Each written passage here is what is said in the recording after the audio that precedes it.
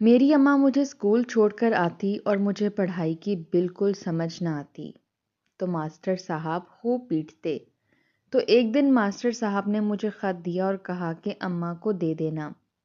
میری اماں نے جب خط پڑھا تو آنکھوں میں آنسو آ گئے اور بولیں، ماسٹر کہہ رہا ہے آپ کا بیٹا بہت ذہین ہے، اسے گھر پر پڑھایا کرو۔ ابا مجھے کام پر بھیجتا تو اماں لڑنے لگتی کہ اسے میں نے پڑھانا ہے۔ تو ایک دن ابا نے ہمیں گھر سے نکال دیا۔ میں پڑھ لکھ کر کمشنر بن گیا تو اسی دن اماں دنیا سے چلی گئیں اور میں ساری رات روتا رہا اور میں اماں کی پرانی چیزیں نکال رہا تھا کہ اچانک ماسٹر صاحب کا خط مل گیا، جسے پڑھ کر میری آنکھیں پھٹی کی پھٹی رہ گئیں۔ نظام شمسی کسے کہتے ہیں؟ ماسٹر صاحب نے سوال پوچھا تھا اور ساتھ ہی پوری کلاس پر نظریں دوڑانے لگے تاکہ کسی کو جواب دینے کے لیے کھڑا کر سکیں۔ میرا دل زور زور سے دھڑکنے لگا۔ میں نے جلدی سے اپنے سامنے بیٹھے ہوئے لڑکوں کی قطار کے پیچھے جھانکنے کی کوشش کی تاکہ ماسٹر صاحب کی نظروں میں آنے سے بچ جاؤں، مگر ان کی نظریں شاید پوری کلاس میں مجھے ہی ڈھونڈ رہی تھیں۔ جب میں انہیں نظر نہ آیا تو وہ بلند آواز میں بولے، عقیل کہاں ہے؟ ساری کلاس نے ایک ساتھ میری طرف اشارہ کر دیا اور کہکے لگنے لگے۔ میرا دل بیٹھ سا گیا۔ ماسٹر صاحب نے کہا، ہاں بھائی عقیل، کھڑے ہو جاؤ۔ میں نہ چاہتے ہوئے بھی آہستہ آہستہ کھڑا ہو گیا۔ میرے ہاتھ کانپ رہے تھے اور نظریں زمین میں گڑی ہوئی تھیں۔ ماسٹر صاحب نے دوبارہ کہا، چلو بتاؤ نظام شمسی کسے کہتے ہیں؟ میں نے سر مزید جھکا لیا۔ مجھے واقعی کچھ معلوم نہیں تھا۔ کتاب کے الفاظ میرے ذہن میں کبھی ٹھہر ہی نہیں پاتے تھے۔ ماسٹر صاحب نے مجھے اپنے سامنے بلا لیا۔ انہوں نے ایک ہی سوال کئی بار دہرایا۔ ان کی آواز سخت ہوتی جا رہی تھی۔ میں خاموش کھڑا رہا۔ میرے پاس دینے کو کوئی جواب نہیں تھا۔ وہ لگاتار سخت آواز میں ایک ہی سوال پوچھتے رہے۔ جب میں نے پھر بھی کچھ نہ کہا تو انہوں نے میز پر پڑی ہوئی چھڑی اٹھا لی۔ میں نے رحم طلب نظروں سے ان کی طرف دیکھا، مگر میری آنکھوں میں بسی التجا ان کے دل کو نہ چھو سکی۔ انہوں نے جی بھر کر مجھے مارا۔ ہر وار کے ساتھ میرا دل بھی ٹوٹتا چلا گیا۔ پھر انہوں نے کہا، جا کر کلاس میں سب سے پیچھے کھڑے ہو جاؤ۔ میں سسکتے ہوئے پیچھے جا کر کھڑا ہو گیا۔ میری آنکھوں میں آنسو تھے، مگر میں نے رونے کی ہمت نہ کی۔ ماسٹر صاحب نے فوراً ہی ایک اور لڑکے کو کھڑا کر لیا اور وہی سوال اس سے پوچھا۔ اس لڑکے نے ٹوٹے پھوٹے لفظوں میں جواب دے دیا۔ جواب پورا نہیں تھا، مگر پھر بھی ماسٹر صاحب نے اس کی تعریف کی۔ وہ کہنے لگے، شاباش، کوشش تو کرتا ہے۔ پھر انہوں نے میری طرف دیکھ کر کہا، اسے ہی دیکھ لو، تم سے زیادہ حالات کا مارا ہے، لیکن پھر بھی سمجھنے کی کوشش کرتا ہے۔ ان کے الفاظ میرے لیے مار سے زیادہ تکلیف دہ تھے۔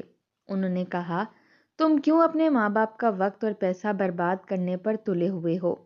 پھر بولے، جا کر کوئی کام دھندا سیکھ لو، تمہاری زندگی بن جائے گی۔ یہ پڑھائی تمہارے بس کا روگ نہیں ہے۔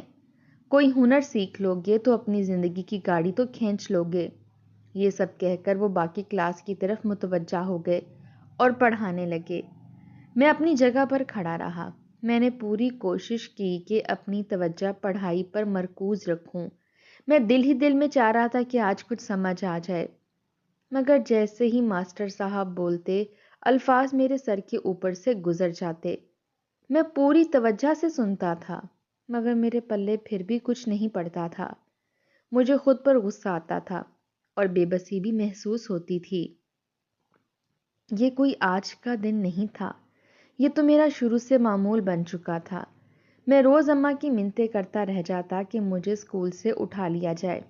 میری اماں بڑی محنتی عورت تھیں۔ وہ مجھے روز اسکول چھوڑنے آتیں، راستے میں بار بار سمجھاتیں کہ پڑھ لکھ کر کچھ بن جاؤ۔ وہ مجھے بہت کامیاب دیکھنا چاہتی تھیں۔ ان کی آنکھوں میں میرے لیے بڑے بڑے خواب تھے، مگر میں کیا کرتا؟ مجھے ماسٹر صاحب کی باتیں سمجھ ہی نہیں آتی تھیں۔ وہ پڑھاتے رہ جاتے اور میں پوری کوشش سے سنتا رہتا، پھر بھی میرے ذہن میں کچھ محفوظ نہ ہو پاتا۔ ہر روز ماسٹر صاحب مجھے مار مار کر اپنا غصہ نکالتے تھے۔ ہر روز مجھے اسکول چھوڑ کر کوئی کام سیکھنے کی تلقین کرتے تھے، لیکن اماں جب اتنے پیار سے مجھے اسکول جانے کے لیے کہتی تو میں انہیں انکار نہیں کر پاتا تھا۔ میں ان سے بے حد محبت کرتا تھا۔ ان کی کسی خواہش کو رد کرنے کی ہمت مجھ میں نہیں تھی۔ اسی طرح ہمارے گھر اور اسکول کے درمیان آتے جاتے دن گزر جاتے تھے۔ میری دیکھا دیکھی اور بھی بہت سے لڑکے تھے جو سبق یاد کر کے نہیں آتے تھے۔ وہ چند لمحے ماسٹر صاحب سے مار کھانے کے بعد پورا دن ہنسی مذاق اور بے فکری میں گزار دیتے تھے، مگر میرا دل ان جیسا نہیں تھا۔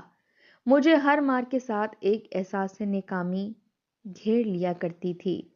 آخر کار ماسٹر صاحب نے یہ سمجھ لیا کہ میری وجہ سے اسکول کا ماحول خراب ہو رہا ہے۔ ایک دن انہوں نے ایک خط لکھا اور میرے ہاتھ میں تھما دیا۔ انہوں نے کہا یہ خط جا کر اپنی ماں کو دے دینا۔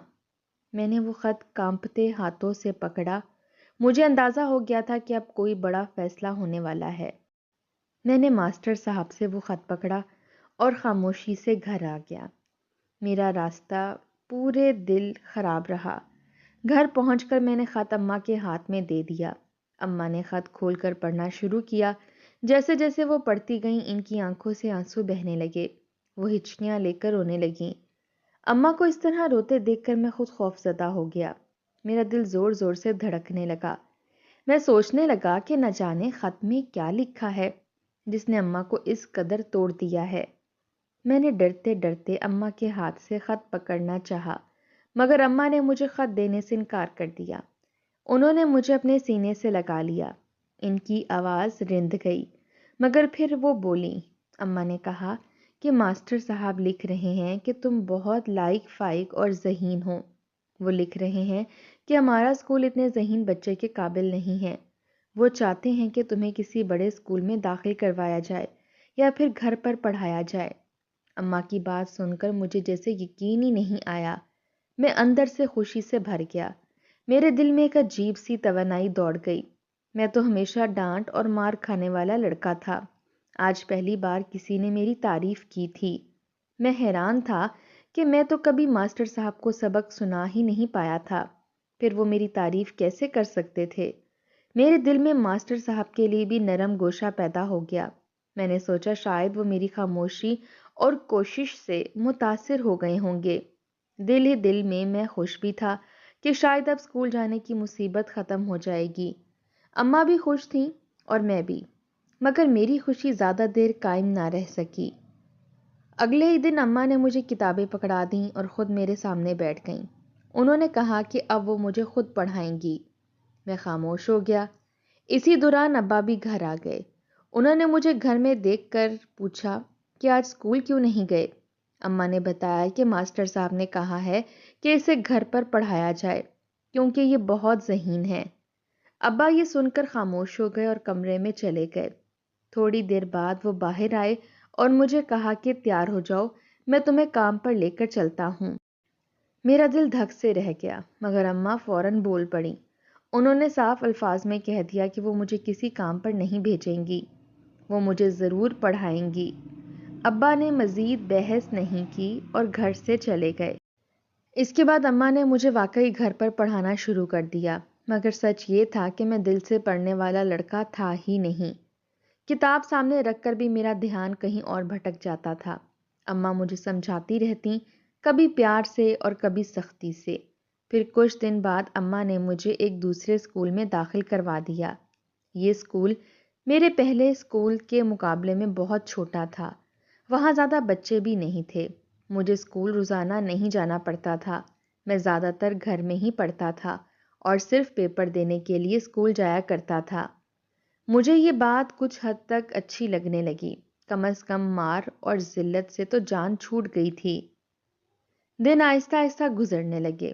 اماں پوری کوشش کرتی تھیں کہ میں پڑھ لکھ کر کچھ بن جاؤں۔ میں ان کی آنکھوں میں اپنے لیے امید دیکھتا تھا۔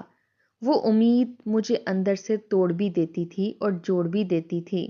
میں نہیں جانتا تھا کہ میں آگے جا کر کیا بنوں گا، بس اتنا جانتا تھا کہ اماں مجھے ہارتا ہوا نہیں دیکھنا چاہتیں۔ ابا چند دن تو خاموش رہے۔ وہ کچھ نہیں بولتے تھے، مگر ان کی خاموشی میں ایک عجیب سی بے چینی چھپی ہوئی تھی۔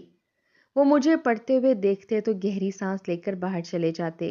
اماں سمجھ جاتی تھیں کہ ابا کے دل میں طوفان پل رہا ہے۔ شروع میں ابا نے خود کو روکے رکھا، مگر پھر ایک دن وہ بول ہی پڑے۔ انہوں نے کہا کہ پڑھائی سے کچھ نہیں ہوتا، کتابوں سے پیٹ نہیں بھرتا۔ انہوں نے کہا کہ میں عمر ضائع کر رہا ہوں اور اب مجھے ان کے ساتھ کام پر جانا چاہیے۔ اماں نے فوراً انکار کر دیا۔ ان کی آواز میں وہی پرانا یقین تھا۔ انہوں نے کہا کہ میرا بیٹا پڑھے گا، وہ محنت کرے گا اور ایک دن بڑا آدمی بنے گا۔ ابا کو یہ بات بری لگنے لگی۔ ان کے لہجے میں تلخی آتی چلی گئی۔ روز روز یہی بحث ہونے لگی۔ میں خاموش بیٹھا سب سنتا رہتا۔ میرا دل اماں کے ساتھ تھا، مگر ابا کی باتیں بھی دل کو ڈراتی تھیں۔ ابا روز مجھے تیار ہونے کو کہتے۔ میں اماں کی طرف دیکھتا تو وہ سر ہلا کر منع کر دیتیں۔ ابا کے صبر کا پیمانہ آہستہ آہستہ لبریز ہونے لگا۔ ایک دن وہ بہت غصے میں تھے۔ انہوں نے دو ٹوک بات کر دی۔ انہوں نے کہا کہ یا تو میں ان کے ساتھ کام پر جاؤں یا پھر اماں اور میں اس گھر سے نکل جائیں۔ ان کے لیے دونوں چیزیں ایک ساتھ ممکن نہیں تھیں۔ اس لمحے گھر میں عجیب خاموشی چھا گئی۔ اماں نے کچھ لمحے سوچا، ان کی آنکھوں میں آنسو آ گئے، مگر آواز مضبوط تھی۔ انہوں نے کہا کہ اگر انتخاب یہی ہے تو وہ گھر چھوڑ دیں گی، مگر مجھے کام پر نہیں بھیجیں گی۔ وہ یہ بھی جانتی تھیں کہ باہر کی زندگی کتنی سخت ہے، مگر پھر بھی انہوں نے میرا ہاتھ تھام لیا۔ اسی دن ہم گھر سے نکل گئے۔ ہمارے پاس زیادہ سامان نہیں تھا، چند کپڑے اور کچھ کتابیں۔ اماں نے کتابیں سب سے پہلے اٹھائیں۔ ہم در بدر پھرنے لگے، کبھی کسی جاننے والے کے دروازے پر گئے، کبھی کسی نے ایک رات ٹھہرا لیا، کبھی کسی نے صاف انکار کر دیا۔ ہر ٹھوکر کے ساتھ اماں کا وجود تھوڑا سا کمزور ہوتا جا رہا تھا، مگر ان کا حوصلہ قائم تھا۔ کچھ دن بعد ہمیں شہر کے کنارے ایک جھونپڑی مل گئی۔ مٹی اور ٹین سے بنی ہوئی وہ جھونپڑی بارش میں ٹپکتی تھی اور گرمی میں تپنے لگتی تھی، مگر اماں نے اسی کو اپنا گھر مان لیا۔ انہوں نے کہا کہ یہیں سے ہماری نئی زندگی شروع ہوگی۔ انہوں نے اگلے ہی دن کام ڈھونڈ لیا۔ وہ گھروں میں کام کرنے لگیں، برتن مانجتیں، کپڑے دھوتیں، جھاڑو پوچھا کرتیں، شام کو تھکی ہاری لوٹتیں، مگر مجھے دیکھ کر مسکرا دیتیں۔ میں نے بھی پڑھائی نہیں چھوڑی۔ دن میں تھوڑی بہت ٹیوشن پڑھانے لگا۔ جو بچے اسکول کا سبق نہیں سمجھ پاتے تھے وہ میرے پاس آ جاتے۔ اس سے تھوڑا بہت خرچ نکل آتا۔ اماں خوش ہوتی تھی کہ میں محنت کر رہا ہوں اور پڑھ بھی رہا ہوں۔ رات کو ہم مٹی کے چولہے کے پاس بیٹھتے، اماں مجھے سبق سناتیں، میں تھکا ہوتا مگر دل سے پڑھنے لگا تھا۔ انہی دنوں میری سوچ بدلنے لگی۔ میں اکثر اماں کے ہاتھ دیکھتا، وہ ہاتھ جو مسلسل کام کرتے کرتے کھدرے ہو گئے تھے۔ میں ان کی سانسوں میں تھکن محسوس کرتا تھا۔ مجھے احساس ہونے لگا کہ اگر میں پڑھ لکھ کر بھی کچھ نہ بن سکا تو اماں کا گھر چھوڑنا سب بے فائدہ ہو جائے گا، ان کی قربانی رائگاں چلی جائے گی۔ یہ خیال مجھے اندر سے ہلا دیتا تھا۔ اسی دن کے بعد میں نے دل لگا کر پڑھنا شروع کر دیا۔ اب الفاظ میرے سر کے اوپر سے نہیں گزرتے تھے، میں انہیں پکڑنے لگا تھا۔ میں سوال پوچھنے لگا تھا، میں سمجھنے لگا تھا۔ جو چیز پہلے مشکل لگتی تھی اب آہستہ آہستہ آسان ہونے لگی۔ اماں کی آنکھوں میں خوشی لوٹ آئی۔ وہ مجھے دیکھ کر اللہ کا شکر ادا کرتی تھیں۔ وقت گزرتا گیا، میں امتحان دیتا گیا اور کامیاب ہوتا گیا۔ میں نے اپنی تعلیم مکمل کی، پھر مقابلے کے امتحان دیے۔ میں ناکام بھی ہوا مگر ہارا نہیں۔ اماں ہر ناکامی پر میرا حوصلہ بڑھاتیں۔ وہ کہتیں کہ محنت کبھی ضائع نہیں جاتی، ایک دن ضرور رنگ لاتی ہے۔ آخر کار وہ دن آ گیا جب میں کمشنر بنا۔ اس دن میں بہت خوش تھا۔ مجھے لگا کہ میں نے اماں کا خواب پورا کر دیا ہے۔ میں سیدھا اپنے گھر کی طرف روانہ ہوا۔ دل چاہ رہا تھا کہ جا کر اماں کے قدموں میں سر رکھ دوں، ان کے ہاتھ چوم لوں، انہیں بتاؤں کہ آج ان کا بیٹا جیت گیا ہے۔ مگر جب میں اپنے چھوٹے سے گھر کے قریب پہنچا تو وہاں عجیب بھیڑ لگی ہوئی تھی۔ لوگ خاموش کھڑے تھے، کچھ عورتیں رو رہی تھیں۔ میرا دل ڈوبنے لگا۔ میں بھیڑ کو چیرتا ہوا اندر داخل ہوا۔ اندر کا منظر دیکھ کر میری جان نکل گئی۔ اماں زمین پر لیٹی ہوئی تھیں، ان کا چہرہ پرسکون تھا مگر سانس نہیں چل رہی تھی۔ وہ کام کرتے کرتے اس چھوٹے سے گھر میں ہی دم توڑ چکی تھیں۔ میں وہیں بیٹھ گیا۔ میری خوشی ایک لمحے میں مٹی ہو گئی۔ میں ساری رات روتا رہا۔ صبح تک اماں کے پاس بیٹھا رہا۔ مجھے لگ رہا تھا اگر وہ ایک دن اور رک جاتیں تو میں ان کی آنکھوں میں اپنی کامیابی دکھا دیتا، مگر شاید ان کا کام یہیں تک تھا۔ اماں کی وفات کے بعد میں بالکل ٹوٹ گیا تھا۔ ایسا لگ رہا تھا جیسے میری ریڑھ کی ہڈی کسی نے ایک ہی جھٹکے میں توڑ دی ہو۔ جب ان کا جنازہ اٹھا تو مجھے یوں محسوس ہوا جیسے میرا دل بھی اسی چارپائی کے ساتھ بندھ گیا ہو۔ میرے قدم میرا ساتھ نہیں دے رہے تھے۔ لوگ مجھے سہارا دے رہے تھے مگر میں اندر سے خالی ہو چکا تھا۔ آنکھیں خشک تھیں مگر سینہ پھٹا جا رہا تھا۔ میں نے زندگی میں پہلی بار محسوس کیا کہ آنسو نہ آنا بھی کتنی بڑی اذیت ہوتی ہے۔ مجھے آج تک یاد نہیں کہ میں نے کیسے اماں کو مٹی کے نیچے اتارا تھا۔ بس اتنا یاد ہے کہ جب قبر میں مٹی ڈالی جا رہی تھی تو ہر مٹھی کے ساتھ میرے اندر کچھ دفن ہوتا جا رہا تھا۔ وہ ہاتھ جو مجھے پکڑ کر اسکول چھوڑنے آتے تھے، وہ آنکھیں جو میرے لیے خواب دیکھتی تھیں، وہ آواز جو ہر ناکامی پر مجھے حوصلہ دیتی تھی، سب کچھ مٹی کے نیچے جا چکا تھا اور میں اوپر کھڑا بے حس سا سب دیکھ رہا تھا۔ جنازے کے بعد میں گھر واپس آ گیا، وہی چھوٹا سا گھر جسے اماں نے اپنی محنت سے بسایا تھا، مگر اب وہ گھر نہیں تھا، وہ خالی خالی سا ڈھانچہ لگ رہا تھا۔ دیواریں مجھے گھور رہی تھیں، ہر کونا مجھے اماں کی یاد دلا رہا تھا۔ کہیں وہ چٹائی بچھی تھی جہاں وہ بیٹھ کر مجھے پڑھاتی تھیں، کہیں وہ چولہا تھا جس پر وہ تھکے ہاتھوں سے روٹی پکاتی تھیں۔ مجھے لگ رہا تھا جیسے یہ گھر مجھے کاٹ کھانے کو دوڑ رہا ہو۔ پہلے 3 دن مجھے ہوش ہی نہیں رہا۔ میں نہ ٹھیک سے سویا نہ ٹھیک سے کھایا۔ لوگ آتے رہے، کوئی میرے سر پر ہاتھ رکھتا، کوئی اماں کی تعریف کرتا، کوئی کہتا کہ وہ بہت عظیم عورت تھیں، کوئی کہتا کہ انہوں نے واقعی ایک ہیرا پیدا کیا تھا۔ میں سب سنتا رہا مگر کچھ سمجھ نہیں پا رہا تھا۔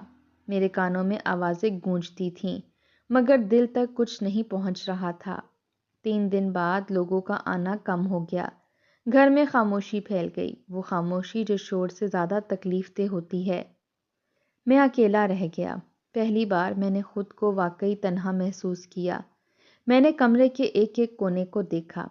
اماں کی چیزیں بکھری پڑی تھیں، ان کا دوپٹہ، ان کی پرانی چپل، ان کی سلائی والی سوئی دھاگا، سب کچھ ویسے ہی تھا جیسے وہ ابھی کام سے لوٹ کر آئیں گی۔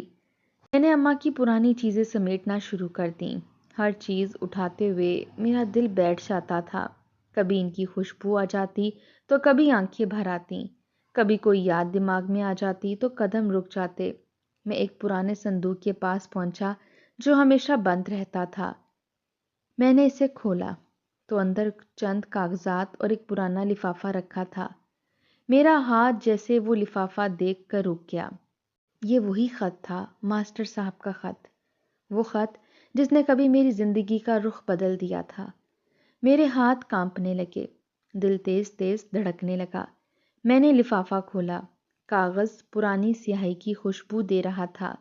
جیسے ہی میں نے خط پڑھنا شروع کیا تو میری آنکھیں نم ہو گئیں۔ خط میں لکھا تھا کہ آپ کا بیٹا بہت کمزور، بہت ہی کند ذہن اور نالائق ہے۔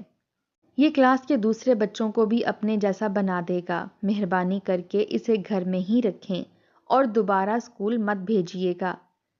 میں وہ الفاظ پڑھتا رہا، بار بار پڑھتا رہا۔ مجھے اپنی آنکھوں پر یقین نہیں آ رہا تھا۔ یہ وہی خط تھا جسے اماں نے مجھے کبھی دیکھنے نہیں دیا تھا۔ یہ وہی خط تھا جسے اماں نے میری حوصلہ افزائی میں بدل دیا تھا، جس میں لکھی گئی تحقیر کو انہوں نے محبت میں بدل دیا تھا، جس میں چھپی نااہلی کو انہوں نے صلاحیت بنا دیا تھا۔ میرا دل زور سے دھڑکا، میں زمین پر بیٹھ گیا۔ مجھے اپنی ماں کی عظمت اس لمحے پوری شدت سے محسوس ہوئی۔ وہ چاہتی تو سچ بتا سکتی تھیں، وہ چاہتی تو میرا دل توڑ سکتی تھیں، وہ چاہتی تو مجھے یہ بھی باور کروا سکتی تھیں کہ میں کچھ نہیں ہوں، مگر انہوں نے ایسا نہیں کیا۔ انہوں نے میرے سامنے ایک جھوٹا خواب رکھا، مگر وہ خواب مجھے حقیقت تک لے آیا۔ اگر اس دن اماں مجھے کہہ دیتی کہ میں نالائق ہوں تو شاید میں کبھی نہ اٹھ پاتا۔ اگر وہ اس خط کے الفاظ میرے سامنے پڑھ دیتی تو شاید میں خود کو مان ہی لیتا کہ میں کچھ نہیں کر سکتا، مگر انہوں نے مجھے ٹوٹنے نہیں دیا، انہوں نے مجھے سہارا دیا، انہوں نے میری ہمت بندھائی، انہوں نے میری حوصلہ شکنی نہیں کی بلکہ میری حوصلہ افزائی کی۔ میں نے خط سینے سے لگا لیا، میرے آنسو اب رک نہیں رہے تھے، میں سسک سسک کر رو رہا تھا۔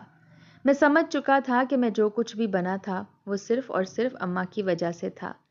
میری کامیابی میری محنت سے پہلے ان کی قربانی کا نتیجہ تھی۔ وہ عورت جو گھروں میں کام کرتی رہی، جس نے خود کو گھسا دیا مگر مجھے جھکنے نہیں دیا۔ اسی لمحے مجھے احساس ہوا کہ میں کمشنر نہیں بنا تھا، مجھے کمشنر بنایا گیا تھا۔ ایک ماں نے بنایا تھا، ایک ایسی ماں نے جو پڑھنا لکھنا شاید زیادہ نہیں جانتی تھی مگر انسان بنانا خوب جانتی تھی۔ ایک ایسی ماں نے جو سچ چھپا کر مجھے سچ تک لے آئی تھیں۔ میں نے خط کو احتیاط سے موڑ کر رکھ دیا۔ میں نے اماں کی قبر پر جا کر فاتحہ پڑھی۔ میں نے ان سے دل ہی دل میں وعدہ کیا کہ میں ہمیشہ ان کے نام کو زندہ رکھوں گا۔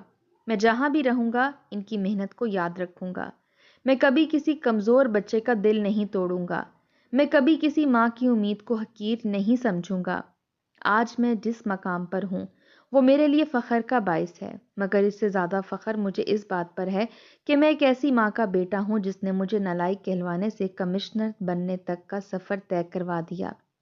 زندگی کے اس مقام پر آ کر میں نے یہ سیکھا کہ اصل استاد وہ نہیں ہوتا جو سوال پوچھے، بلکہ وہ ہوتا ہے جو انسان پر یقین رکھے، اور میری ماں میری سب سے بڑی استاد تھی۔